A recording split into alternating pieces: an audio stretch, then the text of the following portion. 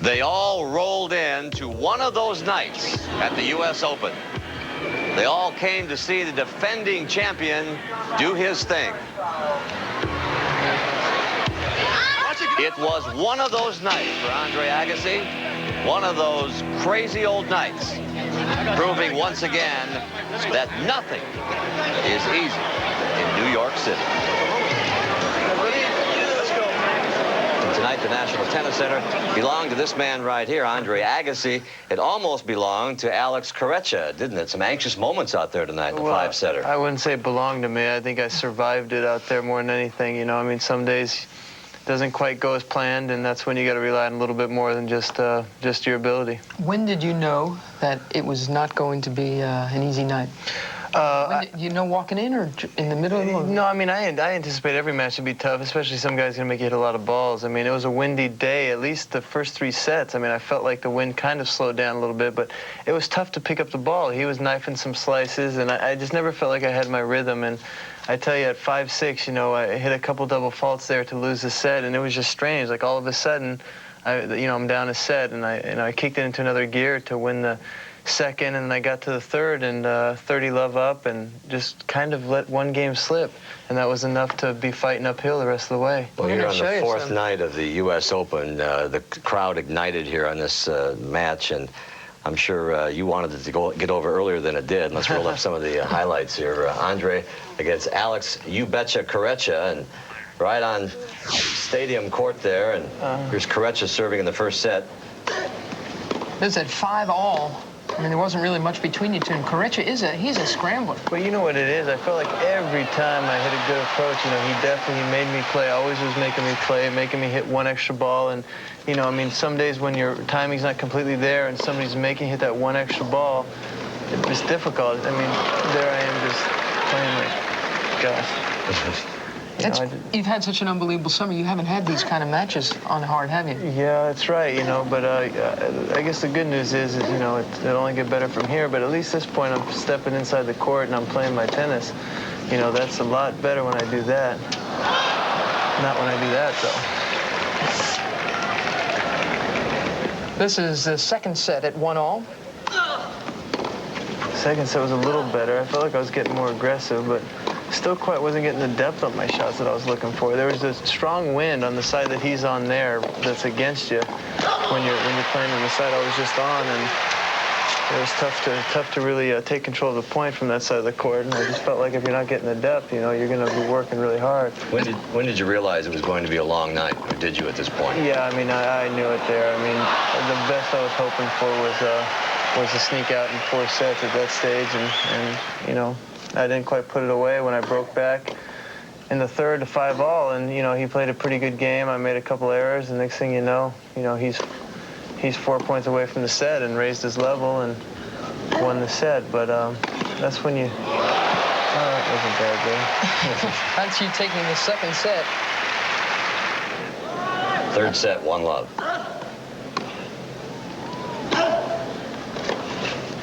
I just always felt like I was on my heels tonight, and whenever I'm doing that, you know, my game's way off because, you know, I make a living dictating play. You know, I certainly don't like playing defensive tennis, and I felt like tonight I was on my heels for a large portion of the match, especially. There's a perfect example of him making me play an extra ball, and he's running well, and he's, you know, competing hard, and he's not making too many errors. And I tell you, you know, I mean, it was just a good one for me to get through. I'm still in the event, and that's the most important thing. At this point, you got to be wondering why the guy's still like, here out he there. is, just keeps making me hit it, and there he goes. He deserved that, you know. I mean, he was definitely on his game. Fourth set here, and Corretja now is down love 3, and he's in trouble. This is a love 30 point, by the way. Yeah, you remember it, huh? Sure, I do. You're still sweating from this match, so that's interesting. Yeah, well, you know, I mean, there it is, me taking the ball. I was starting to play a little bit more confidently, finding my game, but along the way, just kind of beating myself up because I was really disappointed I wasn't playing as aggressively as I like to.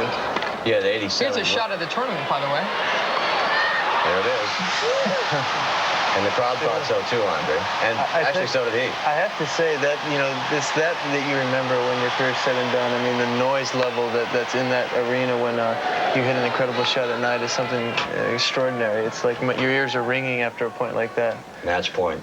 Match point. He was struggling physically. I knew he wasn't going up for a serve, and he was having a hard time moving around, so I knew I could just pretty much break him down in that fifth. And after the match, he started kind of cramping up a little bit, so I hope he's okay, because sometimes I can get out of hand. It's like I was a little intimidated to come to net, you know, to pick those balls off, because he always seemed to get there and get it at my feet, you know. There he is, kind of struggling. I thought good sportsmanship on your part here, not taking a bow, making sure he was all right. He was well, I mean, you know, when you've been out there for 3.5 hours or whatever, you know, it's like, it's tough. He fought hard. He deserved it. You know, he deserved a little congratulations there for the well-played match. I know you're not that crazy about the way you played, but that was the first big match of this tournament, and it was a night match, and I mean, that's what separates the U.S. Open from all the others, you know? It sure does, but even beyond that, I think it's what separates me from now versus me from the old, you know? It's, you know, I'm just trying to stay in the event long enough to have something good happen, you know, and I'm still here, and Eddie's going to have to deal with me on Saturday. What about that match Saturday with Stefan Edberg? It's going to be a great one, you know. I mean, there's a guy who even though you could argue he's not playing his best tennis, he has been a champion, and he still is. In his mind, he believes he can win any match, and he knows that if he puts together some good shots and his game's on, that he's going to be tough for anybody to beat. Let's look at a point from his victory today. And Edberg, you know, he's going to play so differently than Korecha for you, and this guy's going to come in on every single thing. That is Daniel Nestor. Yeah, there's no question. I mean, Eddie and I have played each other a whole bunch, enough to know that was 5-all in the tiebreaker, I believe. 4-all in the tiebreaker. You know, he's definitely going to come forward. I mean, sound the horn. He's playing his game, you know. He's chipping and charging. He's coming in. He's going to put pressure on me. And if my game's off, my timing's off, you got to hit targets against him, and if you're off, it's going to be a rough day. Well, do you feel like you've arrived at the U.S. Open now? Not that you didn't care about your first match, but do you feel like you're into this now and you're a little more focused? And what do you take home from this match? Well, here's the thing, you know, I've always been asked, you know, how do you feel winning easy? You know, in Australia, I didn't lose a set until the finals, and I always just said, you know, hey, just as long as I'm in the event, you know, that's the most important thing. And I have to say that getting through a tough one, you can take away good things from it. You can get a little discouraged about some of it, but I try to focus on one thing. I'm showing up, and I'm the one that's going out there on the court on Saturday, and I have to say that if you're still in the event, good things can happen. Well, thanks for showing up here. You're a good guy to come in. I know you're tired. We'll let you go, and we'll see you on Saturday. Okay, I look forward to it. Thanks, Andre. Thank you. Next up, Monica Mania continues, and we'll show you why they all relish Seles as late night number 4 rolls on from New York here on CBS. Monica Seles, quite the party animal on Sunday at the Arthur Ashe event, clowning with the cause for a good cause. I love my backhand. You love your backhand? So do I. Yeah, okay, you want the backhand? Thank you. That's when But today, she had her game face on, and on the stadium court, she gave a personal tutorial to Harvard alumna Erica DeLone. DeLone serving here in the first set.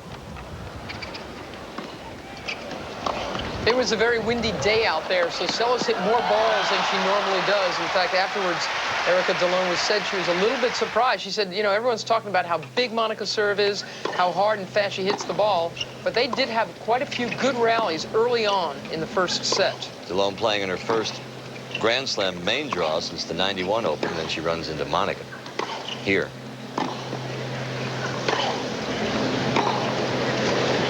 Lovely bit of touch there from Seles. Boy, when you can hit as hard as she, it's a great idea to have some touch as well, because your opponents are pinned way behind the baseline. The dominance continued here in the second set. And DeLone said afterwards, you know, the other players are just intimidated by Monica. You can stay with her if you're in the right frame of mind, but DeLone just wasn't good enough to stay with Seles.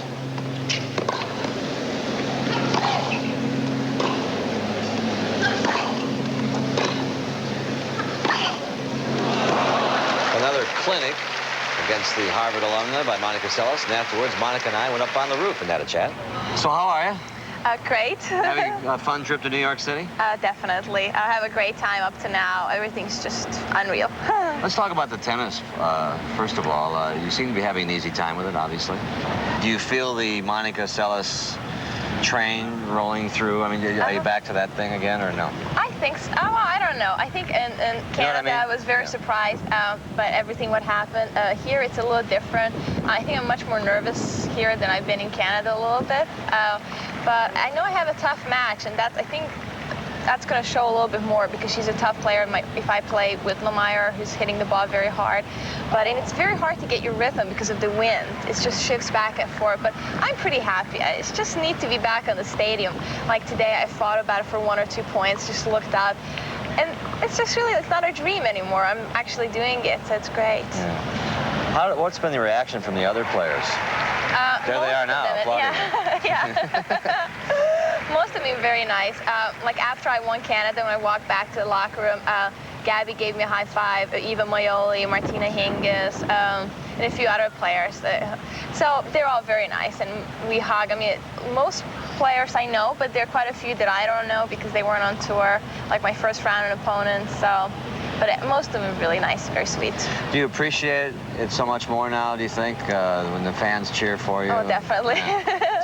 Talk to me about that. For me, Monday night was, it's so much electricity in there and the fans. And pretty much everywhere I go to New York, I mean, like last night at this restaurant, they started clapping as I was leaving, and they all come to the table and just say great things. It's such a nice feeling to know that there's so much support and I'm doing the right thing. And I'm having a great time. What more could I ask for? Well, U.S. Open victory. Oh, I think that's very unrealistic. You don't think that's going to happen? No. Well, I believe nobody knows what's going to happen, but I think I have to take it match at a time, and it's a pretty tough draw ahead of me, and I think the tougher matches are coming, and I have a very tough one Saturday, so that's just the only one I'm thinking right now about. You seem to be spending a lot of time with the fans. Yeah. It's great, and these little kids are like yelling, Monica, come over here. I look back at my childhood when I was doing that to Bjorn Borg when he came to play in my town, and I was like, wow, maybe someday they'll frame my autograph, and then maybe 15 years I actually play them, like when I got to play Chrissy and Martina. So who knows? Well, good luck. We'll be watching. Thank you. Thank you. Who knows is right. Lindsay Davenport and Zina Garrison-Jackson now. Davenport serving 1-4 in the first set. She's seeded 10 here, and Zina Garrison-Jackson, who really thought of retiring after this U.S. Open, has very much rethought her plans. She toyed with Lindsay Davenport on this court in this first set, moving her all over the place, being entirely too quick for her, attacking, and really getting Davenport flat-footed, off balance. A very simple first set for Garrison-Jackson, ranked 33 in the world. Playing her 16th consecutive U.S. Open, real popular around here, right, Mary? Oh, yeah. Zina. And just a couple of weeks ago, it was Billie Jean King who helped talk Zina Garrison-Jackson out of retirement because, I mean, Zina just was not ready to go yet. And this match today, I'm sure, made her happy that she has rethought things. It was Garrison-Jackson on this stadium court in '89 who took out Chris Evert in Chris's last U.S. Open.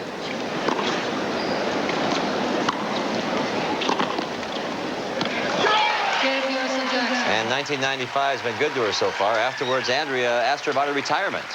You've been going back and forth on this retirement issue. Seems like a good decision right now not to retire. Where's your head right now? Yeah, I mean, for the last couple of months, I had been really dealing with it. It kind of basically made me a little depressed, and I knew I still loved the game, and I thought I could just walk away without, you know, just leaving, and it's really hard to do something like that after you've played since I was 10 years old. Kamiko Date, the 7th seed, and Lisa Raymond now. Raymond serving 4-5, 30 all in the third set. This is a terrible break for Lisa Raymond. This lob goes up. Raymond hears someone from the stands yell out. So she stopped play and lost the point. Oh, take your glasses off. 6 inches. Here's Raymond appealing to the chair, saying, take your glasses off, but it was Raymond who blocked the chair umpire's view of the ball because her body was right on the baseline. It was a terrible, bad break for Lisa Raymond. There was really not much between those two at all in this match. But Kimiko Date comes on through. Unfortunate for her. Another action, Mary, for the seeded women. Number 4, Conchita Martinez made Kimberly Poe a no-go. Number 5, Yana Novotná was an easy 1-2 winner. Number 11, Anke Huber advanced in straight sets, while number 16, Brenda Schultz-McCarthy of the Netherlands was in a 3-set tilt. And Mary, your take on the women's draw now at this hour? No, I still think the bottom section of the draw, we watched them today. I think they'll really come on through in pretty good form. Kimiko Date is looking good. She's a good hard court player. Even in the wind, she's got nice tight strokes. I think she'll probably end up playing Conchita Martinez, the number 4 seed. Conchita's playing great hard court ball. And then on the bottom section, I think Yana Novotná, the number 5 seed, probably will come through in that section. And again, I've got to think that she will be facing the number 2 player in the world, Monica Seles. Think it's a little windy up on that roof there with Monica. It's called a bad hair day, folks. Next up, a look at today's men's action. But first, more women's scores, including 3 young Japanese hopefuls. Of the 8 ladies from the land of the rising sun, 3 are still alive in the quest for the crown. Back in a moment.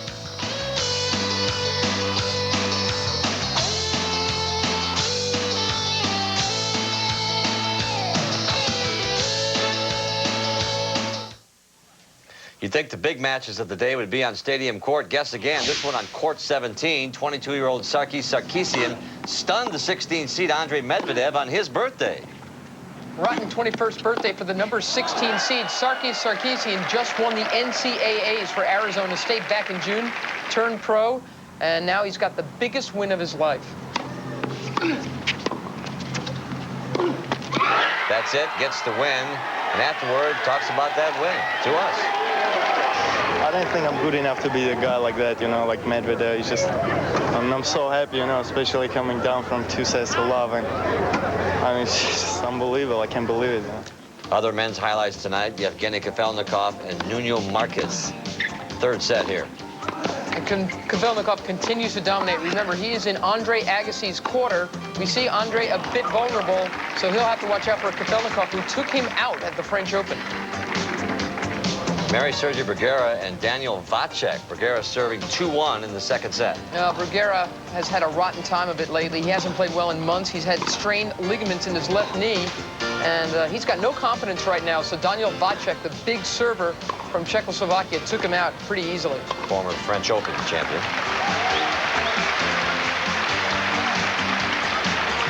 And Marc Rosset and Patrick Rafter. Rafter serving now 3-2, 15-love in the 4th set. Boy, was Rafter disgusted with the way he played after the match. All he did was talk about what a rotten performance it was, but a good effort from Marc Rosset, who had broken his foot in February and had really lost a lot of traction. He's back now. That's a lot nice. of interesting stories tonight and good tennis, and you got to love Sarkis Sarkisian. His parents from Armenia are flying here now, the USTA tells us, reunited after 2.5 years. That'll be a great reunion tomorrow. Yeah, that'll be something. And he's got a good shot, Sarkisian. There's an interesting part of the draw there now where there's just no seeds at all. So he's got a shot. Andre Agassi plays Stefan Edberg, as we know, 2-time winner Edberg against the defending champ. That's good looking. He's got a chance, Sarkisian, because he goes up against the American Jared Palmer. So this is the tournament of his very young career. Marcos Andruska's in that section. Peter Korda, Vince Spady, a young American who's got one of the best two-handed backhands in the game. He next plays Kafelnikov, so that'll be a nice-looking match.